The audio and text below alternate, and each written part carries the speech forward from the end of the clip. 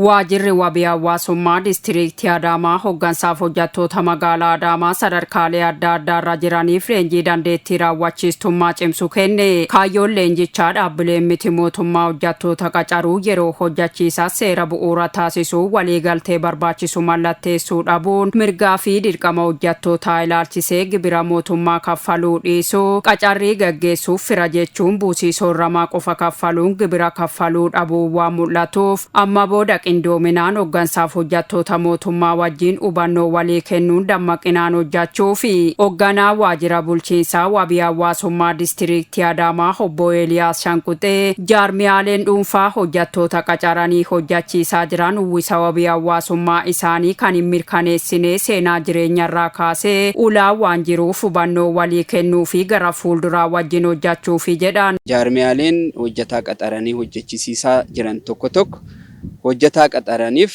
uwwisa wabii hawaasummaa isaanii kan hin mirkaneessine ta'u. Kana jechuun maal jechuudha? Hojjetaan sun mana hojii isaa keessatti gaafa qaxaramu guyyaa qaxarame yoom akka ta'e, gaheen hojii isaa maal akka ta'e, mindaan isaa hammam akka ta'e, seenaa jireenya isaa hunda guutee waajjira bulchiinsa wabii hawaasummaatiif hojjettoota jaarmiyaalee dhuunfaatiif erguu qaba.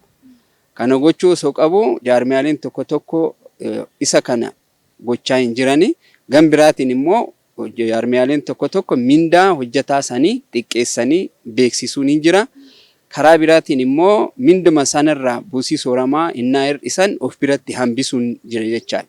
Isaa kana hambisuudhaaf jaarmiyaaleen hundumtuu itti gaafatamummaa isaaf laatame karaa guutuu ta'eetiin bayanitti lammii isaanii san uwwisa wabii hawaasummaa isaa argachuu akka danda'u taasisuudhaaf qooda fudhattoon hundumtuu gahee isaanii akka bahan taasisuudhaaf waltajjii qophaa'eedha jechaadha. Itti gaafatamaa waajjira bulchiinsaa wabii hawaasummaa damee Adaamaa obbo Ikoodullee lammiilee hundi dhaabbilee dhuunfatitti qacaramanii yeroo hojjetan uwwisa wabii hawaasaa argachuu akka qaban kanaaf nutis milkeessuuf hojjechaa jirra jedhan. Gara fuulduraatti lammii hundisaatiiyyuu dhaabbata dhuunfaa keessatti kan qacaramee jiru mindaan kaffalamaafin tokkoof tokko ol hundi kan qaban irratti qaamni dhimmi ilaallatu hundi isaatu tumsa godhee lammiin as keessatti yeroo humna qabu kanatti gibira hojii mootummaa kafalaa misooma keessatti beekumsaan dandeettiidhaan akkasumas mallaqa isaatii buusii gochuudhaan misooma keessa hirmaatu kuni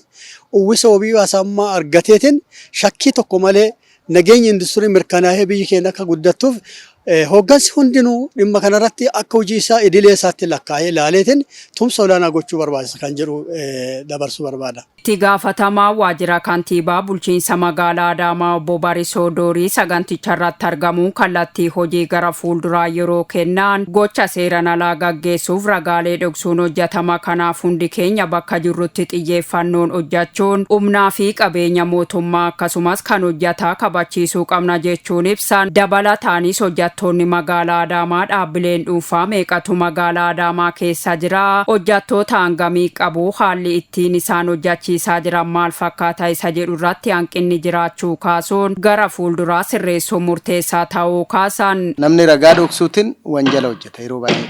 Nuti tokkoffaa dhaabbileen nama hojjechiisan qaxaranii hojjechiisan meeqa qabnaa akka seektaraatiin meeqa qabnaa kan jedhu beekuun ni barbaachisa. Hojjetaa meeqa qabaa kan jedhu beekuun barbaachisa. Uummata bulchaa jirra, hoogganaa jirra. Kana hin beeknu taanaan daataa sirrii hin qabnu taanaan waan hojjennu hundumtuu ufumaatii ta'a jechuudha. Karoorri illee mataa isaa karoora sirrii karoorfachuu hin dandeenye. Kanaafuu kuni maalirraa maddaa xiyyeeffannaa kennuu dhabuu keenyarraa. Waajjirri hojjetaa hawaasummaa seektaraaleen asitti waamamtaan hundi keessanuu dhaabbilee hooggantantu jira jechuudha. Dhaabbilee hooggantan ragaa hin qabnu taanaan rakkoodha jechuudha. Nus akka bulchiinsa magaalaa Adaamaatti naanna'ee ragaa hin qabnu taanaan abbuma barbaade waan barbaade gochaa oolaa jechuudha. Kanarraa ka'eetti namni tokkoffaa xalaa malee nama qaxaru jechuudha. Qaxarriidha taanaan xalaan jiraachuu qabaa jechuudha. Lammaffaa mirga namaa ifaan ifatti dhiibaa oolaa jechuudha. Sarbaa oolaa jechuudha. Kanaafuu bulchaa hin jirru jennee kaanee gaariidha jechuudha. Hanqina guddaa qabna gama kana. Hirmaattonni leenjichaatis bara 2018 keessa qaamota dhimmi ilaalu wajjin qindoominaan hojjechuun ulaamma mul'ate kana duuchuuf halkanii guyyaanii hojjanna jedhan. Magaalaa keenya keessa dhaabbileen jiran dhaabbileen dhuunfaa baay'eetu jira. Hojjetaan jirus ragaa adda addaa soft copy'dhaan qindeeffanne baay'ee jira. Inni kun ragaa kanarraa kaan immoo mirgi wabii hojjetaa kanaaf eeggamaa jira moo eeggamaa jiru kun sakatta'uun barbaachisaadha jechuudha. Kanaafis sakattaanee hojjenne jijjiirama yaannisan bira ga'uu hin dandeenya waan jedhu san qaba. Namni gaafa soorama ba'e deebi'ee ba'aa mootummaa irratti ta'a jechuudha. Namni tokko dinagdee yoo dhabe ofii jiraachisuu yoo dhabe maal ta'a mootummaa irratti hirkattummaa ta'a. Gaafa san mootummaa irratti illee ba'aa akka hin taane jiruu isaa gaafa humni isaa xiqqaachaa dhufe ittiin kan jiraatu ta'a waan ta'eef gama hundaanuu leenjiin kun waan gaariidhaa fi kan hubannoo nu uumudha waan ta'eef isa kana sirriitti qaamolee kana keessatti amma jennu kana hubannoo uumnee fi hojii kana akka waliin hojjennu kan nu gargaaru jechuudha.